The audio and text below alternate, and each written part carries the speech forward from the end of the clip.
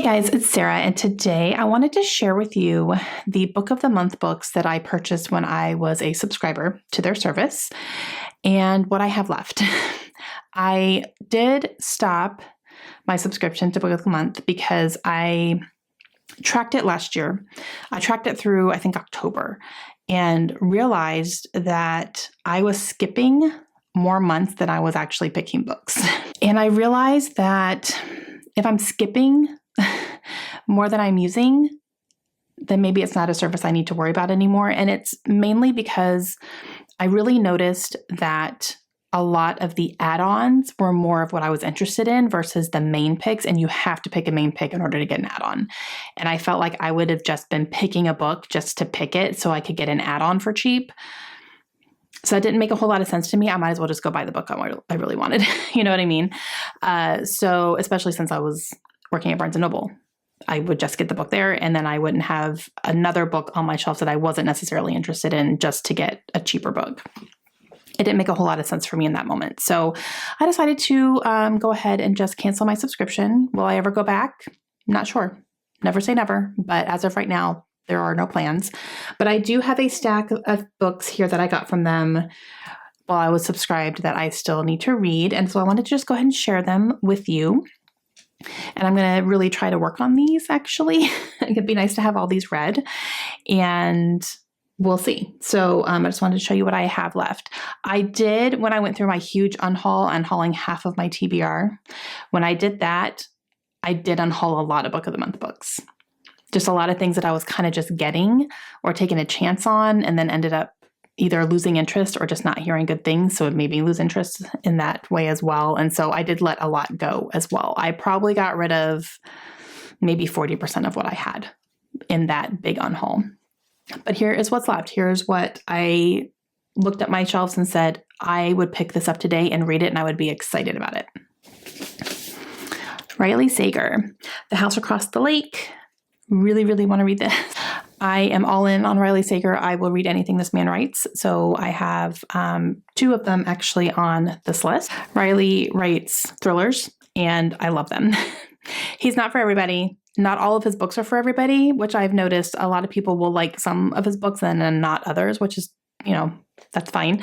I like all of them. I've had 1 3-star so far of his books that I've read, but most of them have been 5. There's only one that didn't really work for me. It's because I didn't like the ending.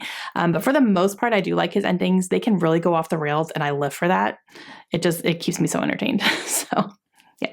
Okay, The Stardust Thief by Chelsea Abdullah. This is a fantasy book, and I really, really want to read this. This one just caught my eye right away when it came up for the month, and I haven't read it yet, but I definitely plan to, and there is a sequel out already. And I think there's a 3rd book coming too, so I really need to probably get on this one. But I believe that this one is inspired a little bit from Aladdin is what I'm hearing. It has Aladdin vibes in it, like not a retelling or anything, but just very inspired by that whole area. So yeah. Okay, The Collective by Allison Galen. This is an author I've not read from yet, and I really want to. I'm very intrigued by her. And this is a mystery thriller, and it is about a group of women who I believe all of their children have either gone missing or their murders have not been solved, either or. I don't know which one. I'm not looking into it, but one of those things, and they set to try to solve things themselves because no one else is doing it. I think it's a revenge story, which I'm here for. Okay, The Lies I Tell. This is by Julie Clark. I have another book by Julie Clark. She wrote The Last Flight. Is that what it's called? I think so. That I'm really interested in reading. And then I have heard this is good as well. It will be a thriller, and we'll see. I don't know much about it, but I was interested enough, and definitely interested enough in the author. Okay, A History of Wild Places. This is by Shay Earnshaw. This is another one. I believe this is like more of a magical realism book from what I'm hearing. And it has cultish vibes. I don't know that it's a cult book, but it has cultish vibes, and definitely kind of something like an isolated area, an isolated community type thing. I'm not really sure about what's actually going on out in the real world, that type of thing. And I think it's designed that way. But I've heard very, very mixed things about this, and I've never read Shea Earnshaw before, so we'll see. But eventually I would like to read this one. Okay, another mystery thriller is The Soulmate. This is by Sally Hepworth. I have a few of her books, and I have not read any yet. But I'm very intrigued to start reading her books and to see what I think, because I do hear mixed things about her. I hear either, she's for you or she's not. So I'm interested to see if she's for me or not. If she is, I have a few ready to go. And if not, then I'll know. But this is one of them that I definitely kept on my shelves because I would like to read it. And this is, I believe, a husband and wife who live in a cottage that's overlooking a cliff. But this cliff is very famous for people choosing to take their own lives off of it. But the husband notices the trend, and he starts trying to talk people out of doing that when he notices that someone's coming around to maybe try to do that. But then one day he doesn't talk someone out of it. And did he do it on purpose? Questions. Okay, The Whispers by Ashley Audrain. I loved her first book, The Push. Loved. It was one of my favorites of the year that I read it. And I definitely want to read this one as well. This is another one, I believe, that deals with, parenting and motherhood and going through hard things with your kids. And yeah, so definitely interested to read it, but I loved her writing so much, and she tackles some really difficult topics in a way that I think is great. Okay, Starling House by Alex E. Harrow. I've heard so many good things about this book. So many good things. This is a fantasy. And I have read Alex E. Harrow before. I was a little underwhelmed with what I read, but I still feel like it was me and it wasn't the book. It's one that I would actually want to revisit physically. I listened to it on audio, and I don't think that was the way to go for me. So I would like to actually revisit that book eventually physically, just to see, if I have different feelings about it. But she's definitely one that still intrigues me. I think her premises sound fantastic, including this one. And yeah, I really, really want to read it. Okay, The Family Game by Catherine Stedman. This one I've heard really good things about, actually. And it is following, so this is a mystery thriller, and it follows a woman who is going to spend the holidays with her boyfriend, or maybe fiance possibly, with his family. They go for Thanksgiving, I believe. And so I think it starts at Thanksgiving and goes through Christmas. But she learns how brutally crazy this family is. And yeah, it involves a game. So that sounds like a fun time. Okay, You're Invited by Amanda Jayatisa. This one is, I think, a wedding set on an isolated island, and things go wrong.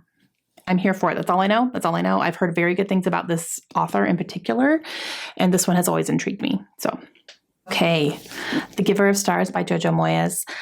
I was on the fence about breaking up with this author for a while. I wasn't sure. I had read a couple things, and they weren't super memorable for me. So I kind of felt like if I just keep reading this author, I feel like I'm just going to forget her stories over time.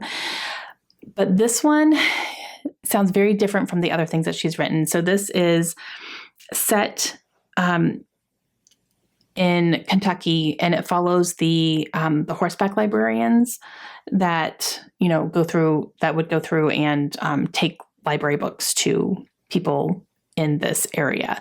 It's very much compared to The Bookwoman of Troublesome Creek. I hope I said that right. I think I did. It's very much compared to that because it is set in the same time frame, but I hear it's a different premise, and I've heard this one is better. And I didn't love The Bookwoman of Troublesome Creek. So I'm hoping that this will be something that I really enjoy. And then we have Survive the Night by Riley Sager. Wanting to read all of his books, hoping to get to this sometime this year. This is one that I don't hear the greatest things about, but I don't care. I'm going to go into it anyway, and I'm going to read it, and I'm probably going to really enjoy it. So it's all good. He's an author for me. And last, but definitely not least, is Upgrade by Blake Crouch. I love Blake Crouch. I love his books. They are science. They are heavy on the science, and I don't fully understand it all the time, but I don't care because everything else is so entertaining and thrilling. These are definitely science fiction thrillers. And this one has a lot to do with DNA and upgrading your upgrading your DNA and the complications of that and the implications of that. And I'm here for it. I've heard really, really good things about it. I actually am surprised I haven't read this one yet. Okay, guys, those are all the Book of the Month books that I purchased while I had my subscription that I still have on my shelves to read. Let me know where I should start. What should I pick up first? Did any of them catch your eye? Did any of you go, I can't believe you haven't read that? Let me know. And I will see you guys again soon. Hope you have a great day. Bye.